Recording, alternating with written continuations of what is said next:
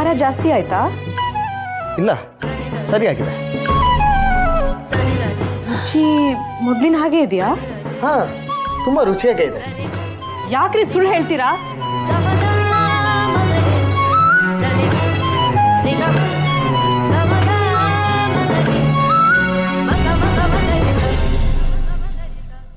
ಇನ್ನೂ ಒಂದೇ ಒಂದು ತುತ್ತು ಬಾಯಿಗೆ ಇಟ್ಟಿಲ್ಲ, ರುಚಿಯಾಗಿದೆ ಅಂತೆ. ರುಚಿ ಎಲ್ಲಿದೆ ನಿಮ್ ಜ್ಞಾನ? ಏನಾಗಿದೆ ನಿಮ್ಗೆ? ಯಾಕೆ ಹೀಗೆ ಆಡ್ತಿದ್ದೀರಾ?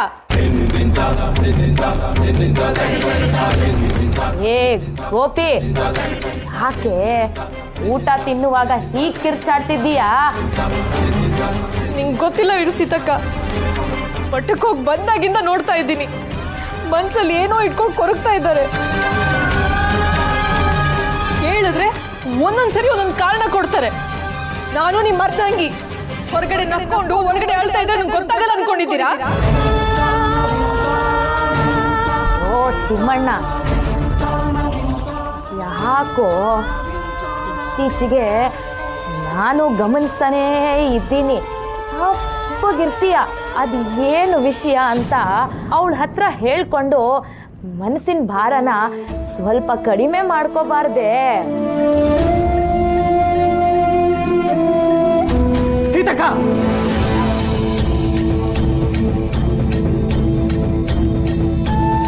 ಏನು ಇಲ್ಲ ಅಂತ ಎಷ್ಟೆಲ್ಲ ಹೇಳ್ಬೇಕು ನಿನ್ಗೆ?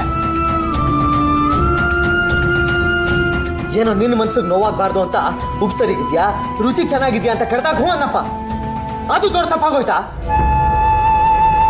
ಯಾವ್ದಕ್ಕೋ ಇನ್ಯಾವುದನ್ನೋ ತಾಳೆ ಹಾಕಿ ಯಾಕೆ ಮಾತಾಡ್ತೀನಿ ನೀನು? ನೀನು ಒಂದ್ಸಲ ಅಲ್ಲ 1000 ಸಲ ಕೇಳಿದ್ರು ಅಷ್ಟೇ, ನನ್ನ ಮನ್ಸಲ್ಲಿ ಏನೂ ಇಲ್ಲ ಇಲ್ಲ ಇಲ್ಲ. ತಿಳಿತಾ?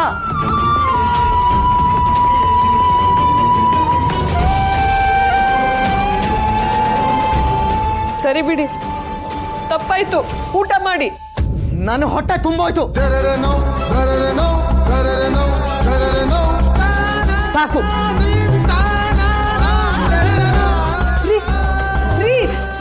ಅಪ್ಪ, ಅಮ್ಮ, ಅಮ್ಮ ಅಳ್ಬೇಡ, ಅಳ್ಬೇಡ